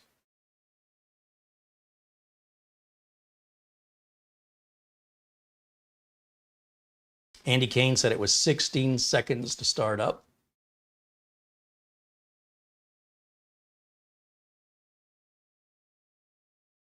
Luke Grania says he's got room on his desk to store the Project Zero build. The great thing about the Project Zero build is that you can buy those parts today. You can go to Newegg for $299. You can buy that case and motherboard combo. That's a $40 savings getting the combo. Put whatever processor you want in there and whatever RAM and storage you want. Something you could easily do. And because if you're ordering it from Newegg, the shipping's included. If I ship this to you, it's going to be pretty expensive, probably $130, $150 to get that shipped. And I'm not done with it yet, by the way. I still have plans to place it over here temporarily to use it as a streamer for a little bit. We'll also have the red and black one. I want to start rotating streamers out, maybe once a week or once a month, just to continue some variety here on the channel and keep you guessing which streamer we're going to be using. I mean, these machines are just sitting here. Might as well use them for something. It'll also demonstrate to you how little it takes to stream. And it's very easy for me to set OBS up on any of these machines and have it up and running with all the same settings where you guys won't see any difference in the video quality, audio quality will not change. And we could work our way all the way down to a little Intel NUC and still achieve no difference in output quality of video or audio. So these machines I'm using or will use are all overkill for this application. Doesn't take much to do what we're doing here. And no better way to emphasize that than to show you. We've got the little Popcorn Tower T100 machine there. Plus we've got the Alzheimer machine. A couple of the live mixer builds would be fun just to demonstrate over here. And those are pretty high-end machines, way, way overkill for our needs. And to set them up to basically install OBS, which is free, copy my settings and my intros over takes about 3 minutes, maybe. That's it. I have to sign into YouTube with, name and password. We're good to broadcast. Everything's already pre-configured in OBS. And so long as I'm using the same capture card, the same microphone, and the same camera, those settings don't need to change, even though the computer's changing. Because the capture card is really the heart of what's controlling our quality. As long as the capture card has enough CPU resources to run, doesn't matter what the computer is, right? Once you meet those resources, anything above and beyond that, we're not touching. So we can go pretty low end on the streaming PC, surprisingly low end to do this, to do what I'm doing. I can't emphasize enough just how overkill this 4-year-old machine that's a 9900 KS, it's utilizing 10%, 10.3%, 10.6 now of the CPU. That means nearly 90% of the CPU is just sitting here idling. And don't get me started on the RAM. That's way overkill for the RAM usage of this application. And that's pretty much all that machine gets used for, by the way, this. And this is really important, right? If I can't do this, I don't have a YouTube channel. So for me, reliability is important. The speed, it's not like my videos are going to happen any faster. Let's take a look one more time at how we're doing here on the download. It looks like that's going to be a little while. It says it's installing. Okay. So again, this is Windows update process. It really doesn't matter how fast of a computer you have. You're going to sit through this regardless. Just a note to myself that maybe I need to start hooking these up the day before, even if I've prepped them earlier, just so we don't potentially have to sit through that. Now, let's just pretend that's done. I don't know that there's anything else for me to demonstrate here. We have basically Intel NUC quality. Can't stress that enough. So people that are worried about quality, when you get to these name brands like Geekom, they're solidly built. They have great support and a great warranty. And I can't get over just how much you're getting for $550. But if you want to spend $100 less and just go a little lower to say an i5 with half the amount of RAM, 16 gigs instead of 32, half the amount of storage at 512 rather than 1 terabyte, you're right around the $400 price range. That's with Windows 11 Pro installed. That's a hell of a deal. As for using it as a home theater PC, way overkill for that. It'll do it, but you could spend way less if that's all you need, just so you know. This is absolutely a desktop replacement. And if you want to compare the prices of finding an equivalent desktop to this in same processor or equivalent processor, storage, and RAM, along with power supply, Wi-Fi, Bluetooth, 2.5 gig Ethernet, motherboard, case, good luck finding that around $800 or less. I think would be a challenge. So I can't stress enough what a value this is. So just something to keep in mind. Ultimately, at the end of the day, how I evaluate it doesn't really matter. It's how you evaluate. And the only way you're going to know if this is beneficial for you or not enough is to actually experience it. And then if you choose to experience it, whether you like it or you don't, and the reasons why, we'd love to hear from you and leave your comments in the chat room about your experience. That way the audience has more opinions than just my own, and they might relate to you more than they relate to me. Your perspective may be more valuable to certain viewers than mine. So, I mean, if you're going to have the experience anyway, why not share it with us?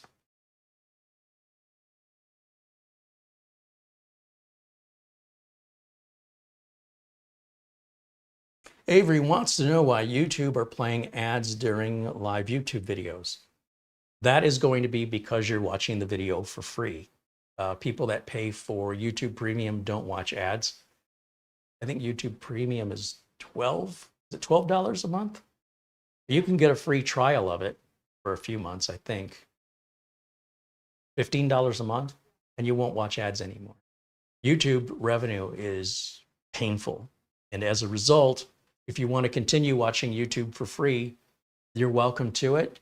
However, YouTube's losing money. It's bleeding money badly. This is going to be a tough year for YouTube. And you can tell, you can always tell when they get more aggressive with the advertising.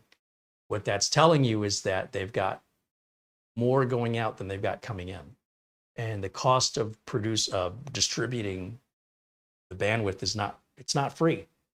And the cost of storing all these videos, imagine how many videos are uploaded every 60 seconds to YouTube, 24 hours a day, 7 days a week from countries all over the world nonstop. It just keeps expanding and getting bigger and bigger, going all the way back to the very first video posted on YouTube is still there for you to watch. So the cost of the expansion, the cost of more bandwidth as more users watch. Advertisers are they're not participating as much as they used to. They're concerned about their ads being put on videos that they don't want to be associated with. YouTube's got to, reassure advertisers that they'll be careful over who gets ads, where their ads will be displayed, and still make mistakes constantly because there's just a lot of bad actors out there. If YouTube was a paid platform only, then you wouldn't have to watch the ads. But so long as they're going to offer the content for free, ads that only appear in the beginning and the end of these videos is not enough. Not when you're running a video 2 hours long. So YouTube is becoming much more aggressive on that. Somebody's got to pay the bills, right? So YouTube has the platform, creators make the content, and you guys as the audience, it's not enough for you to simply watch the video. That's not enough. As far as the cost to send the video to you essentially costs more than what YouTube's getting paid in exchange for you watching the ads. So they have to increase the number of ads. The costs keep going up for distribution and storage, and the income's going down from viewers skipping ads or using ad blockers. So the economics of it, what are the alternatives, I guess? If you have ideas that can solve that, I'm sure YouTube would love to hear them. I'd love to hear them. If I wanted to start my own video distribution, I need $100,000 just to start. That'll get the site developed, that'll get a paywall, and people would have to pay to use it because my bandwidth bill every month, the bigger and more popular the channel gets, the more it's going to cost me, to the tune of hundreds of thousands of dollars. When YouTube was first created in 2007, 2006, 2007, the guys that created it were just about ready to go broke, and by 2007 they were out of money. They were scraping along, and they were going to shut YouTube down because as it was gaining popularity, and of course back then it was nowhere near as popular as it is today, they were already running out of revenue for the cost of maintaining the servers, and the maintenance of the site, and then the cost of the distribution of the bandwidth. So that's when Google stepped in and bought them in 2008. And I would say they were just a couple months away from shutting down. It would have been gone and this wouldn't even exist. That's how expensive it is. And now we're 15 years on from that. And the popularity, YouTube's the second most visited website worldwide. And the bandwidth costs are millions of dollars, and equipment costs tens of millions of dollars, plus tens of thousands of employees that I'll have to get paid. So it's, what can you do? Unless people want to work for free. Now, I signed up for YouTube Premium, and I did it reluctantly with that mindset. Because YouTube started offering the videos for free, they set this precedent that they should have never set, where people then became entitled and thought that, well, it was free before, it should stay free. So YouTube's doing their best to keep it free, but they're going to have to figure out a way to increase revenue in order to balance out the cost. And they're going to do so by increasing the number of ads and the length of the ad itself. And they're getting harder and harder to find advertisers. So that's another issue, right? You've got people that are just employed as salespeople to try and get buyers to put advertising on. That's a full-time job for a lot of people at YouTube, and they're struggling. And they're getting reamed out by their bosses. They're like, hey, you need to get us more revenue. We're bleeding over here. So they're stressed out. Other independent platforms like Floatplane cost you money. And the expenses of running that site are astronomical. We're not on Floatplane. I have no intention of ever going on Floatplane. I'm not a fan how I've been treated by that person that runs it. But, for people that utilize it, it is an alternative. The other alternatives like Odyssey and Rumble just aren't picking up this sort of traction that YouTube has. So as a content creator, if you want to be seen by the most amount of people, YouTube's really the only game in town, at least here in the United States and most of Europe. If you've already established an audience and you're a celebrity or, a very big YouTube personality, you could persuade a percentage of your followers to follow you onto another platform, but that won't work for somebody like me. I won't generate enough revenue to do that. And some of your followers may be insulted that they'd be required to pay, whereas now it's fully optional. So be careful what you complain about, because it could get a lot worse. But that's why. Gotta pay. Someone's got to pay for it.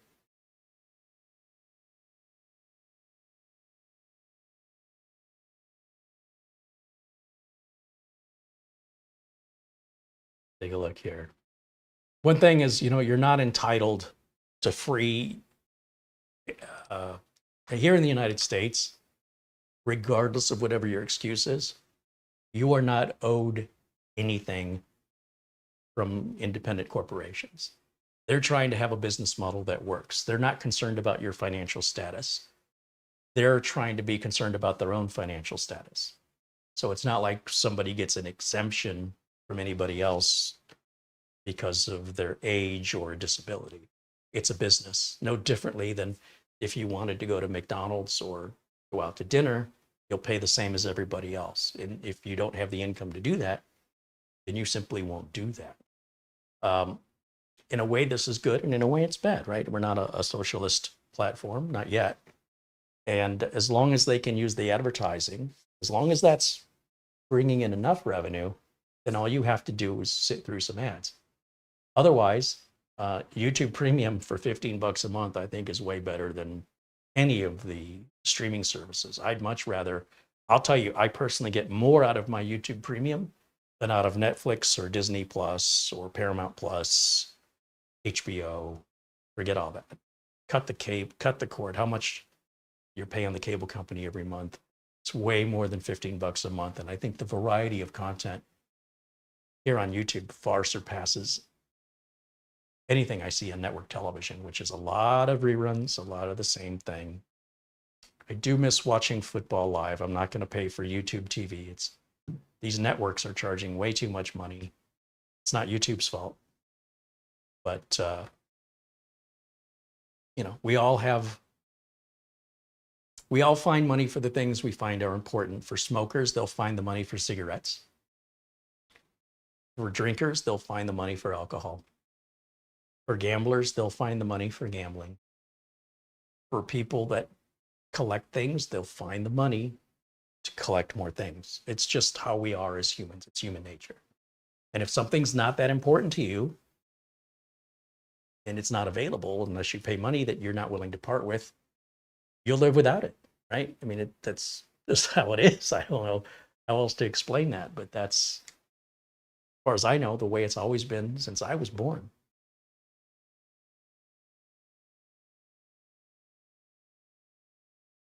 Zero Infinity says he bought an Mini IT13, which is an i7 11370, 32 gigs of RAM, 1 terabyte SSD. He got it for his girlfriend for Christmas, and it works great.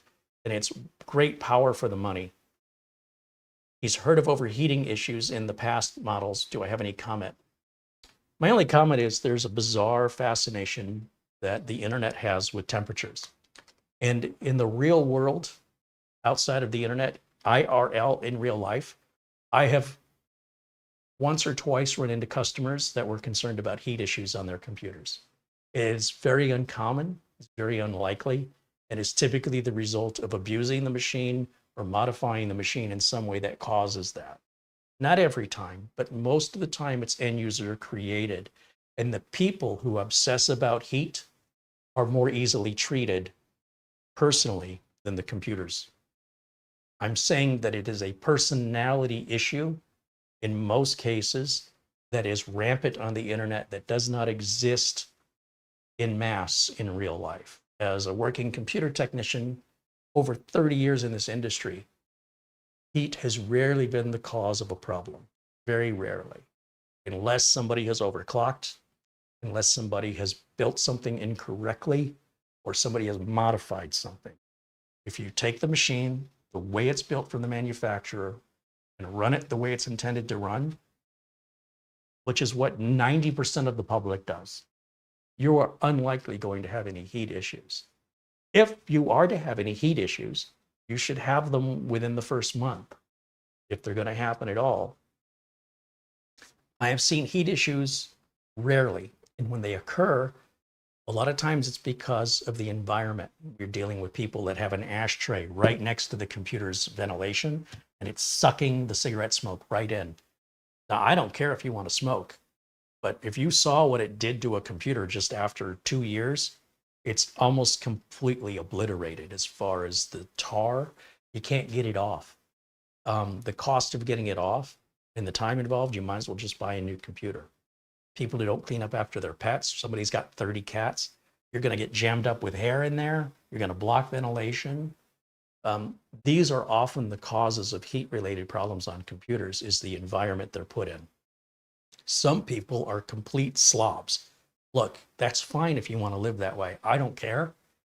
But don't blame the computer problem on the computer when you choose to live that way. You caused it. Other times we just have people obsessed with heat because it seems to be a fad or a trend that only exists online, sort of like TikTok challenges. We really didn't have many challenges, ding dong ditch, you ring somebody's doorbell and run. Your friends might double dog dare you, but it was pretty infrequent, not like with TikTok. So we have trends that only exist online that don't exist in real life. And I think it's important that we differentiate the two and don't let somebody's psychosis infect you. If somebody has an unhealthy anxiety and concern over heat issues, when you yourself have never had a heat issue with a computer in your entire life, I can't understand why you'd be worried about it now, because some stranger that's typically anonymous online made some comment and you don't even know who they are, what qualifies them to make the assessment. And if they're not completely out of their mind, you don't know them. So always consider the source of information. And more importantly, and I can't stress this enough, consider your own experience. When you yourself have an issue, we'll be more than happy to help you with it. With the computer. If you have anxiety or hypochondria, or what I call technochondria, or you're worried because of the information you're seeing online, the best cure for that is to stop seeing that information online if you're that impressionable, because it doesn't change reality. And your reality is the only reality that matters. You're not going to call me and pay me for my time. I can tell you, because I've been doing this for over 30 years, to come fix a problem that you don't have, that somebody else you read online has. You aren't going to pay me to do that. As such, you don't have a problem that needs to be addressed other than what's going on up here, and only you can control that. So if you run into any issues, we're here to help. But what we can't help you with is unjustifiable anxiety. With so much variety online and so many different perspectives and levels of tolerance, you cannot trust what you read online unless it's coming from a known, trusted source. So before you accept anything as being truthful, the very first question you've got to ask yourself is, who is the source of this information? And if it's, Samurai 17 on Reddit, I would dismiss it as completely worthless noise.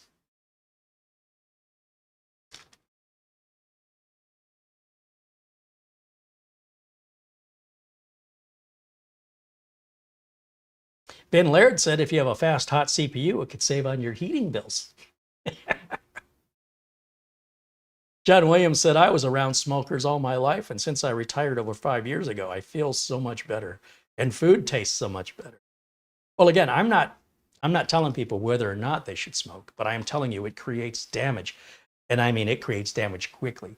I can only imagine what years and years and years of smoking does to a human's lungs when I see what it does to a computer after a year or two. It's like the computer needs to be thrown away, and you can't get the smell out of it. No matter what you do, it cannot be removed. So you can take the whole thing apart. You can put it in an ultrasonic cleaner. You can get the tar out of it if you want to really work hard, spend money on cleaners, spend money on all this stuff, which will likely, with the time and money, pay for a new machine. And when you're done and it's nice and clean, it'll still smell like cigarettes. And that does have an impact on the computer's ability to cool, as does pet hair, dust, and just the environment you live in. So if you live in a sloppy environment and you don't take care of your stuff, don't expect the computer to be exempt from your environment. It's just as uh, subjectable to consequences is what you put it into. It's what you put it through. And the people that have these supposed overheating issues quite often are anonymous and don't prove their info. They don't prove it. It's just words. They're just people talking. You know, that doesn't really. This isn't what's kept me in business for 30 years. People who have actual problems, who pay me to solve them, that's what's kept me in business. And it's just been just a couple of times where there were heat related problems. It hasn't happened. It's very unusual for a heat problem to occur in the real world. Never, ever in corporate America have I ever seen a computer having a heat issue. Not once. So I think a lot of this is self-created. People trying to push the machine harder than it was designed to go. People modifying the machine because they want to outsmart the engineers or they think they can. And people who read things online and think they're going to be able to get away with something through some loophole. And there's usually consequences, and they may not be immediate. They may be indirect consequences that may occur months or a year later.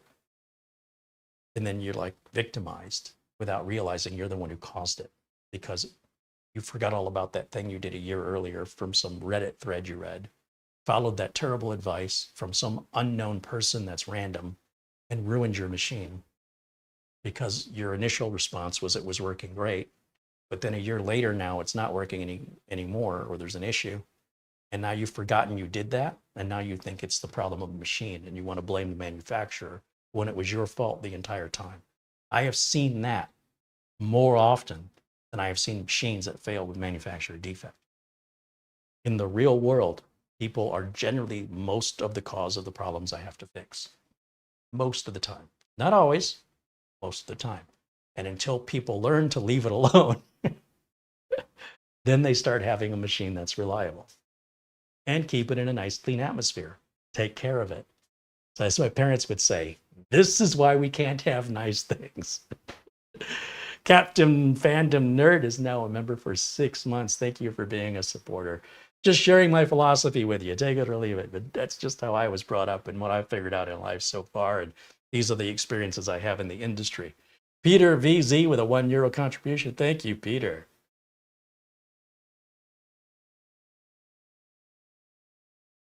All right. I think we're going to wrap it up for today. We're right at our 2-hour mark. My thanks to the folks at Geekom. We will edit this down just to the review and post it over to the Mini PC review channel. If you're not subscribed to it, be sure and check it out. It's just the Mini PC reviews, and we'll cut out all this chit chat. So it's just going to be on the machine. So it'll probably be a half an hour long. And then just one more thank you again to Raj D, to Douglas Burchell, Abdul Azim Patel, Tom Jackson, Avery Ramstorff, Netfreak and Buster, Frankie B, and Luke Greenia. Thank you guys for supporting the channel and for the super chat contributions, of which we had a lot today. I want to say thank you to Peter VZ, as well as Steve H, Paul O'Brien, Gregory Howard. Oh, I think I missed Gregory's email. Gregory's earlier contribution. Thank you, Gregory, as always. Planet Cryos, Ron Mercura, Thomas Backenstow, PSC Computers Missouri, Peter Laycock, our friend Buster, Sam F2000, Planet Cryos again, and Alan Lindas, Andy Kane, Ben Laird. And for renewing membership, thank you, Raj D, Andy Kane, and Captain Fandom Nerd for continuing your membership and support here on the channel so we can remain independent and opinionated without consequences from manufacturers. And thankfully, we're so lucky to have relationships with the folks like at Geekom that will tolerate our unusual review style, which I think is more applicable to real life than most of the reviews that I see on mini PCs, which again, I think they're just reading out loud what the manufacturer specs are. And they might show some game demos, which are unlikely useful to you because they're not likely games you play.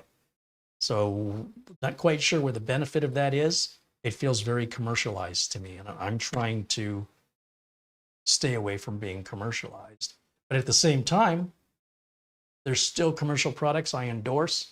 And just as a reminder, our friends at Acronis for backups, our friends at RoboForm for password management, our friends at Instant House Call for remote access, and finally, our friends over at VIP CDK Deals for discounts on legitimate legal Windows and Microsoft Office licenses that are 90% below Microsoft's manufacturer's suggested retail price.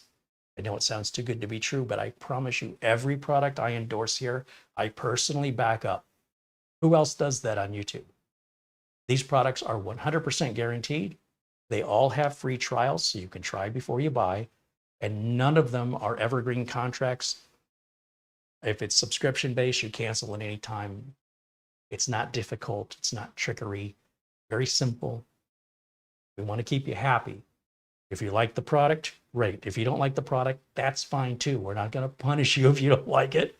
We just want to encourage you to give it a shot and see if you like it, because it's free to try and everything's guaranteed. And we can't thank them enough because they're helping pull the weight here to produce these videos, along with, of course, so many of you that are so generous that have contributed. And of course, just having you here in the chat and participating in and of itself, I deeply appreciate that as well.